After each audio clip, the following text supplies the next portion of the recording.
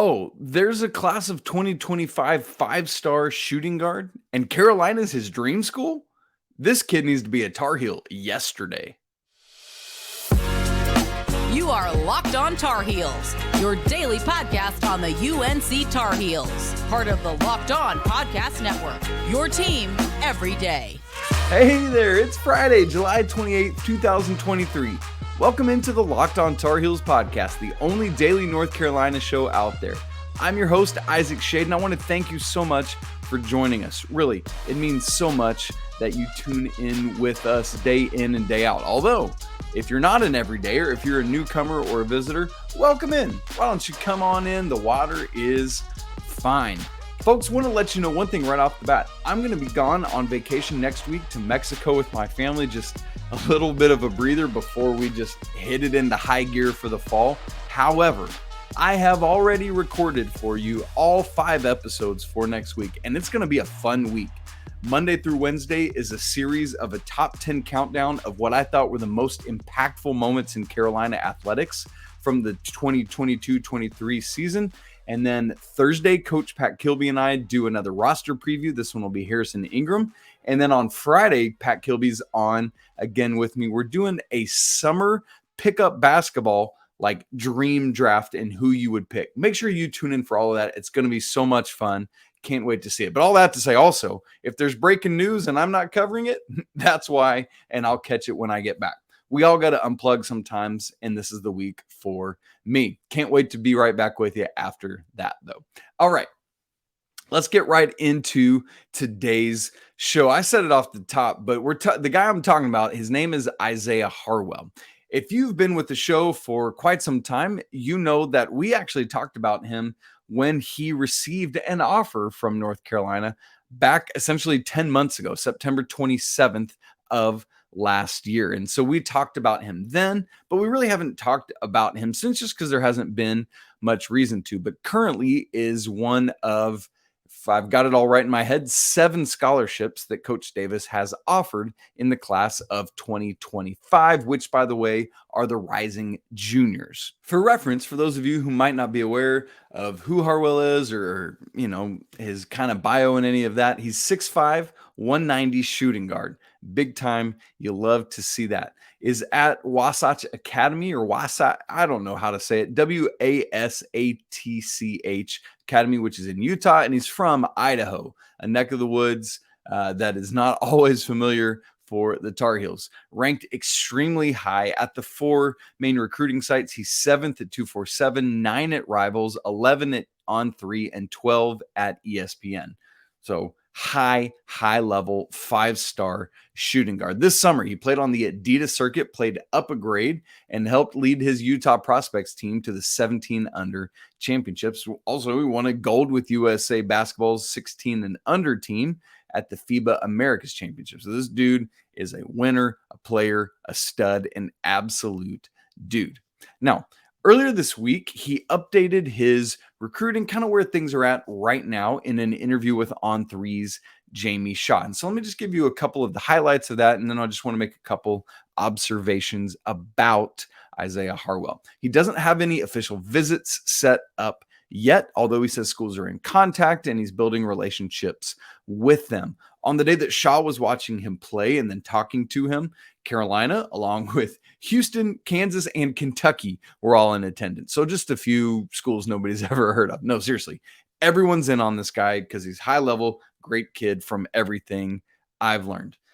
In the article, here's kind of the point that everyone's sticking on and landing on, and why we're talking about Harwell again right now. He said to Jamie Shaw, quote, "That's been my dream school growing up. I took an unofficial visit there. I love Coach Davis. Talking with them, we've built a good relationship. He's a nice guy and wants the best for me," end quote.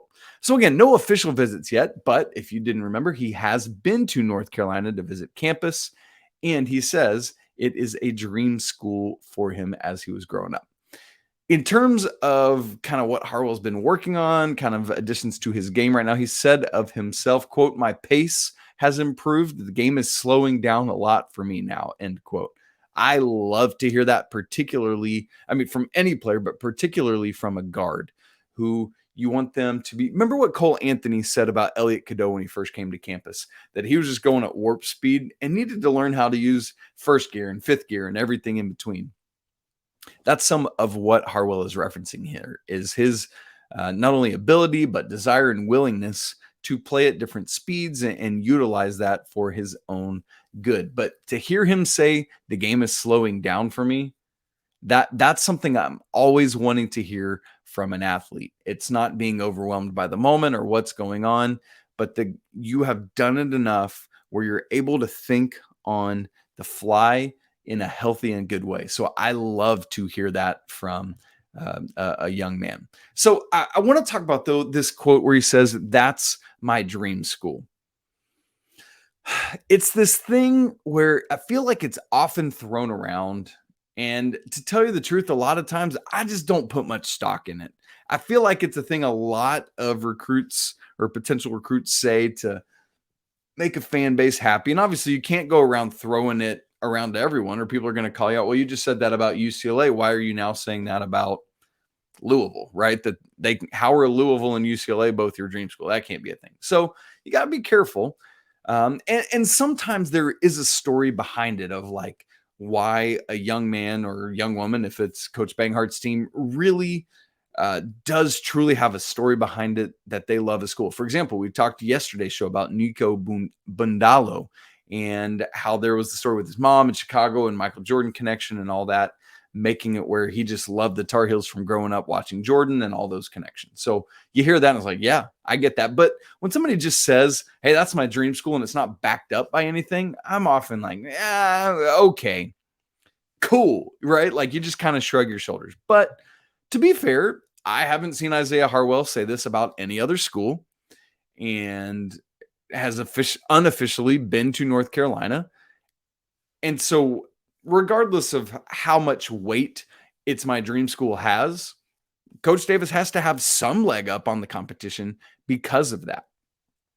And because this guy is a 5-star, 6'5" shooting guard, you got to take advantage of that. Because let's be honest, for me, I just don't feel like Carolina for quite a while has had like tip-top elite shooting guard at that position. Somebody that's just filling it up, that has that requisite height, right? Like if Elliot's playing the 1 and RJ the 2 the majority of this year, RJ is going to be a big-time shooter at that shooting guard position. But he ain't 6'5", right? And so whether it's not as good a shooter or not as much size positionally, Carolina just feels like we haven't had that combination. And so somebody like Isaiah Harwell, man, fills that role perfectly. And if Carolina really is his dream school and it's not just something he's saying, you got to put everything you can into getting this dude. You got to capitalize on that if it truly matters to him what he's saying there.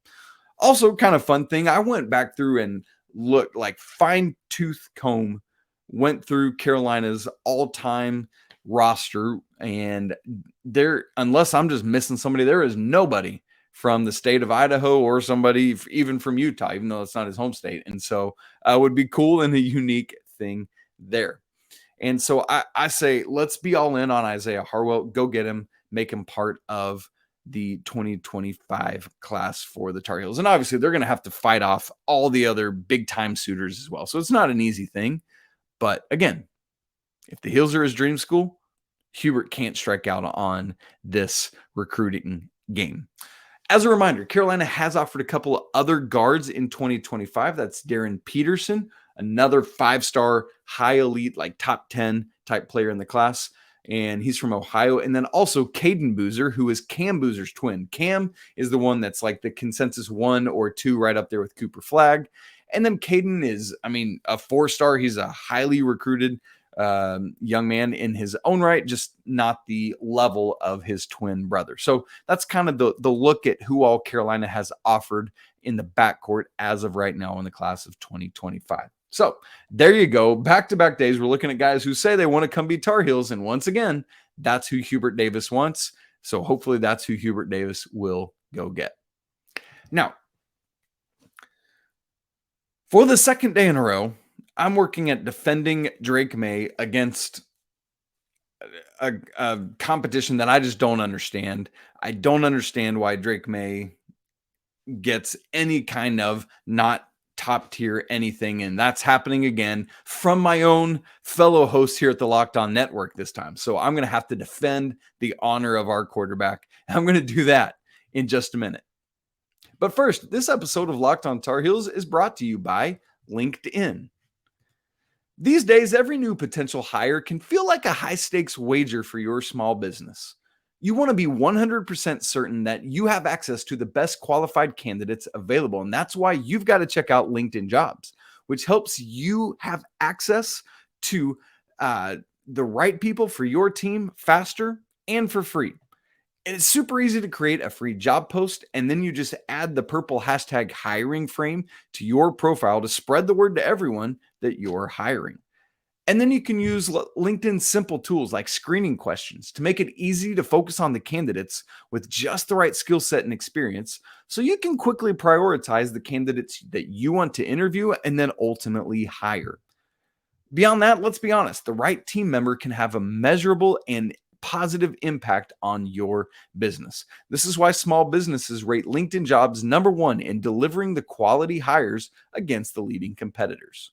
So LinkedIn Jobs helps you find the qualified candidates you want to talk to faster. Post your job for free right now at linkedin.com/lockedoncollege. Once again, that's linkedin.com/lockedoncollege to post your job for free. Terms and conditions apply. I want to thank you again, especially you everydayers, for tuning in with us to today's show. So I was joking about it, but seriously, you everydayers who were with us yesterday know that on the show, Brian Smith and I had a conversation. Brian Smith, who is Locked On's football recruiting insider, talking about Drake Maye versus USC quarterback Caleb Williams. And there's all this conversation where I've seen all sorts of people just make the assumption that Caleb Williams is the clear and away front one runner as the #1 quarterback in the nation, as the Heisman favorite heading into the season, as clearly the guy to go higher than Drake Maye in the draft. And while you might have the debate and then land on that, I can get behind that. But to just say Caleb Williams is clearly heads and shoulders above Drake Maye, that is beyond ridiculous to me. And now there's more Drake slander I got to deal with. No, I won't stand for it. So here's where we're at.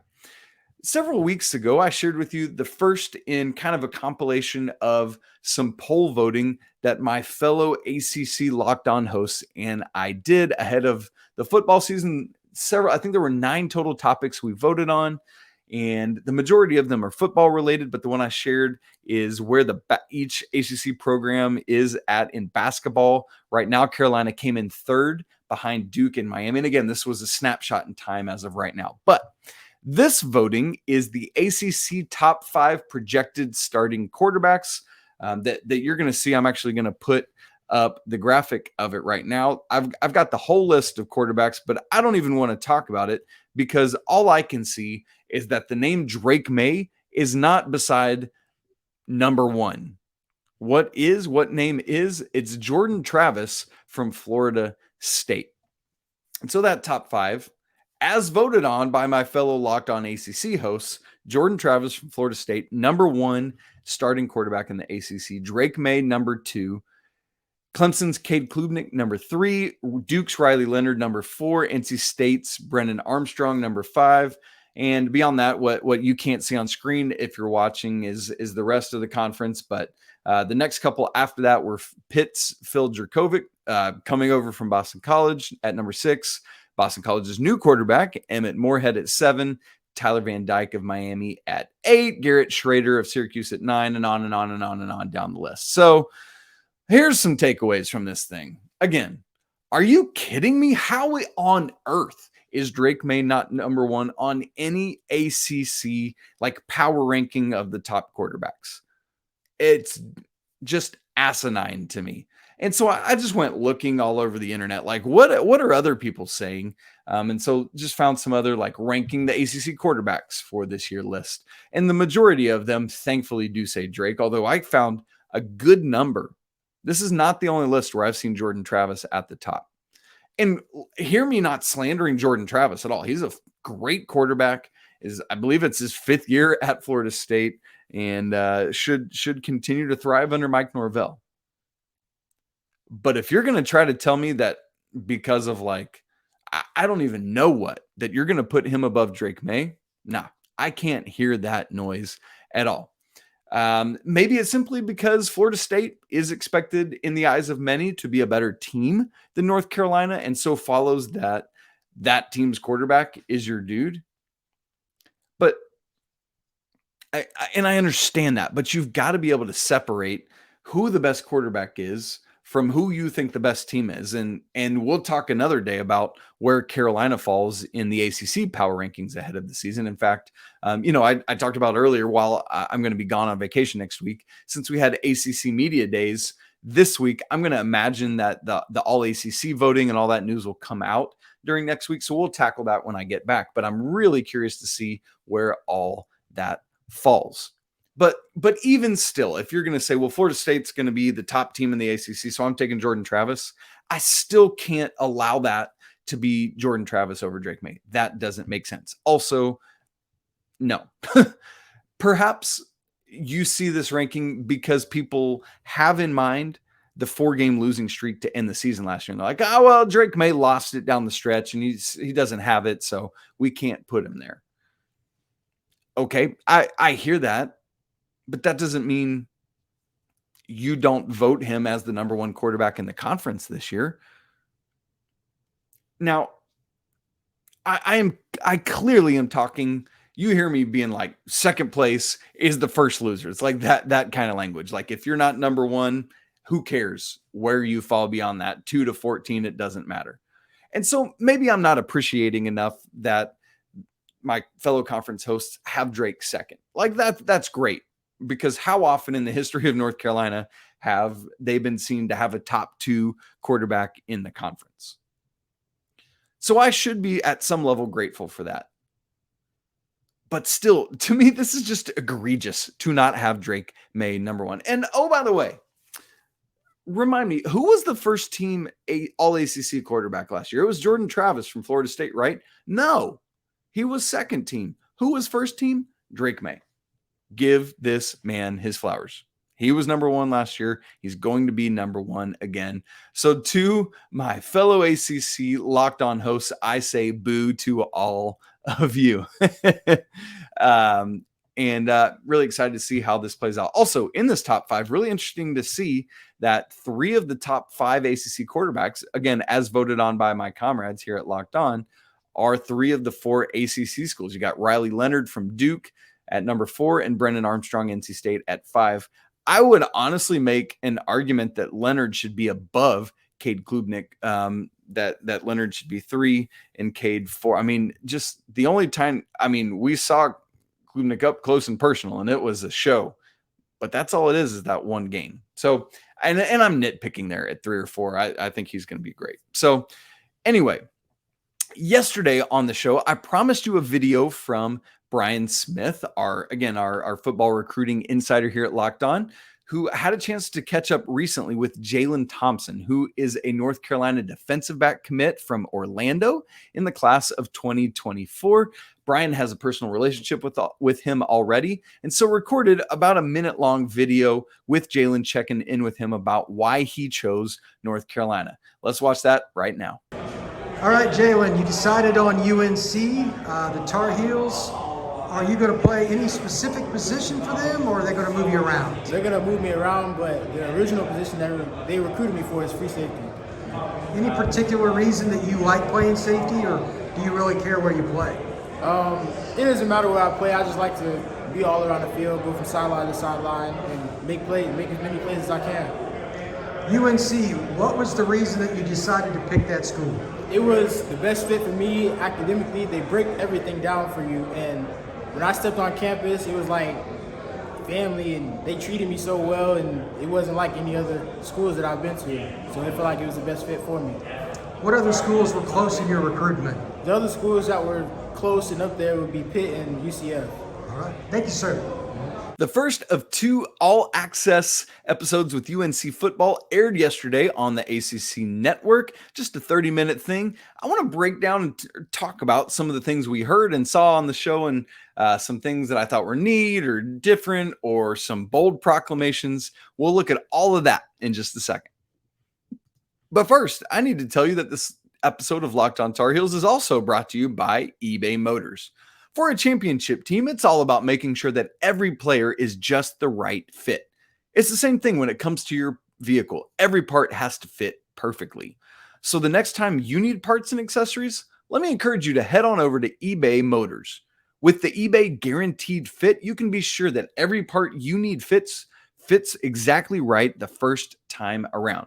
Just add your vehicle to My Garage, look for that green check mark to know that the part will fit, or you will get your money back. Because just like in sports, confidence is the name of the game when you shop on eBay Motors. And with over 122 million parts to choose from, you're going to be back in the game in no time. After all, it's easy to bring home a win when the right parts are guaranteed. So get the right parts with the right fit at the right price on ebaymotors.com. Let's ride. eBay Guaranteed Fit, only available to U.S. customers. Eligible items only. Exclusions apply. Okay, Carolina, all ACC All Access with Carolina football aired yesterday, Thursday afternoon. If you didn't catch it, I'm sure ACC will be re-airing it 8 million times throughout the month of August. So no problem to catch it. I just want to hit on, I watched it and took some notes on things as it went along. I'll just highlight a couple of those, and then we will carry on wrapping up the show today. So one of the first big things you heard Coach Brown talking about with Coach Chiz was essentially, we ended last year at 9 wins. No reason it should not have been double digits. So the question all offseason is, how do we go from 9 wins to 10 wins? And I love that, because how often do we look at just the little things that it takes to win or lose a game? Sorry, I just bumped the mic. It might have been really hot in your ears.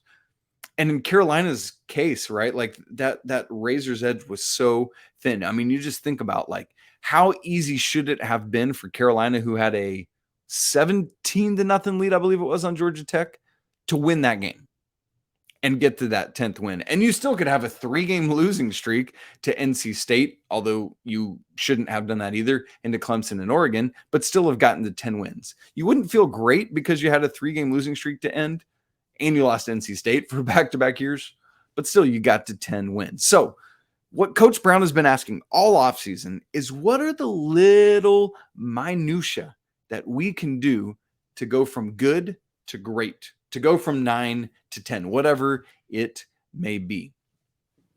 And so he put a big focus on everything that the Tar Heels are doing, how every rep matters, whether in the weight room, whether on the field, whether at just every single solitary moment. And listen, we all remember what it's like when we were 18 to 22, or maybe you're listening or watching, you are 18 to 22 or younger.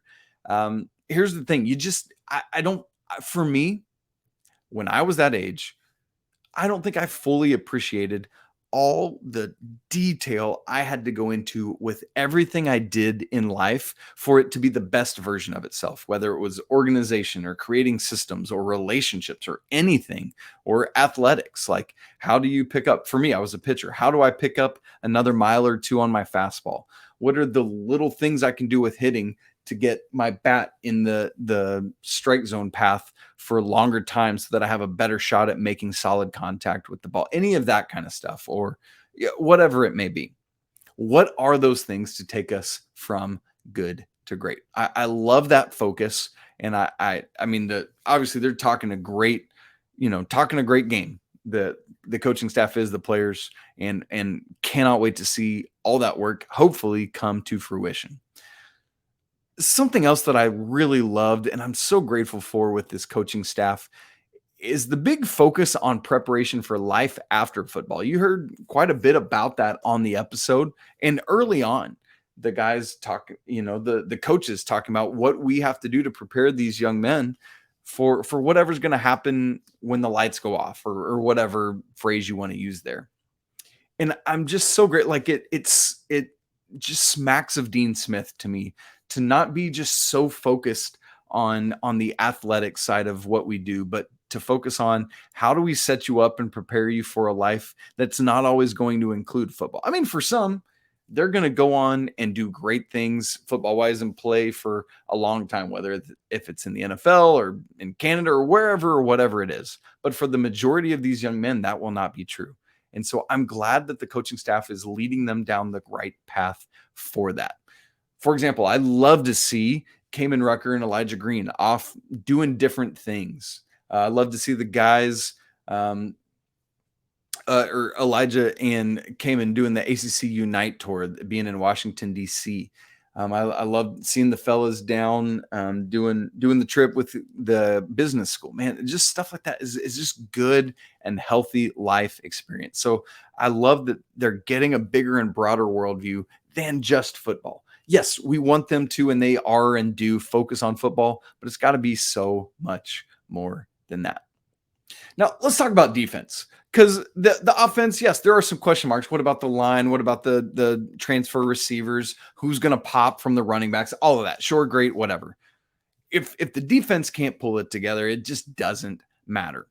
So from the defense, I love all the stuff I'm hearing, but it's got to happen on the field. But they're saying and doing all the right things to prepare themselves for that. I loved what co-defensive coordinator Charlton Warren said, he said, quote, "There's a storm brewing. I feel like all our guys quietly are going about their business at a higher clip than last year."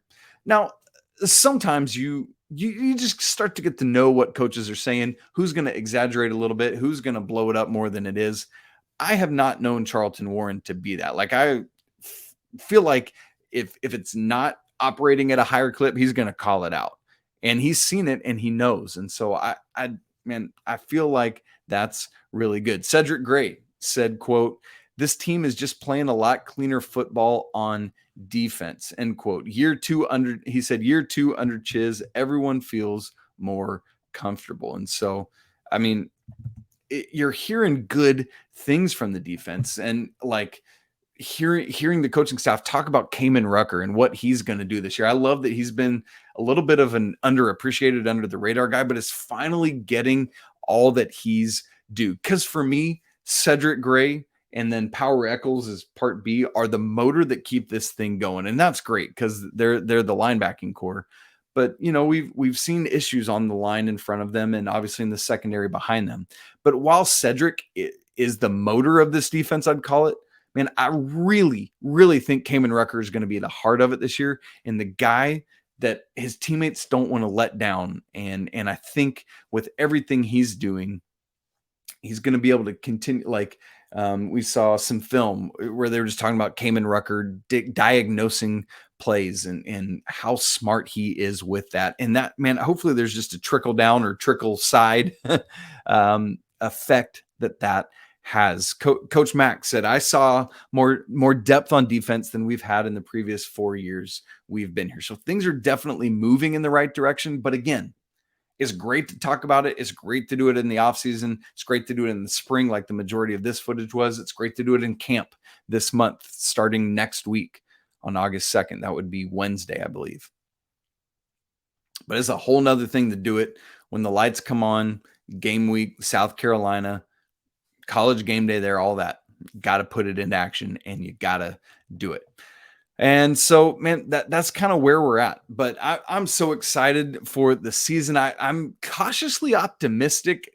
And maybe that's just because that's who I am. But, man, I love the Drake Maye, Tez Walker combination. I think that's going to be phenomenal. We've got the whole tight end core back. I mean, I just feel really good about it. And Mac Brown, he left it with this. He said, quote, "These guys got there last year, but we didn't finish. So we have a very difficult schedule, probably the toughest schedule I've ever had as a head coach. But the guys know it, and they're not afraid of it. I think this is a chance to be a really good team," end quote. So that was the end of the show, is Mac Brown saying those things and those words. I'm excited to see it. I hope that you are too. And we're just about a month away. It's hard to believe. Can't wait to see what happens. Got to take care of business against South Carolina. By the way, the Heels were at ACC kickoff on Thursday, represented there by Coach Mac Brown, by Drake Maye, by Cedric Gray. That rhymes, May and Gray. That's fun. And then tight end John Copenhaver. Good stuff. Also, there is a second episode, by the way, of that All Access with Carolina football. And per Carolina's release on it, it says, quote, the second show of the two-part series will focus on the start of training camp and continue to give viewers a closer look at members of the Carolina football program. That edition will be an hour long, so double the length, and is tentatively scheduled to air August 24th. So keep your eyes peeled for that about a month from now. That's it for today's episode of Locked On Tar Heels. That's it for this week on Locked On Tar Heels. Thanks as always for tuning in, man. It's so fun to be all together. You can follow the show on Twitter at Locked On Heels. Follow me at Isaac Schade. If you would, go leave us a review, 5 stars, and why you love the show on Apple Podcasts or wherever you listen or watch. You can email the show, lockedontarheels@gmail.com. Don't forget to subscribe on audio or video format. Smash the like button for those of you who watch, and leave comments on your thoughts on the show today. Hey, it's always a great day to be a Tar Heel. Hope you have a phenomenal weekend. Again, I'm going to be traveling to Mexico, so I'm going to be having a phenomenal weekend. We'll talk to you again on Monday. But until then, peace.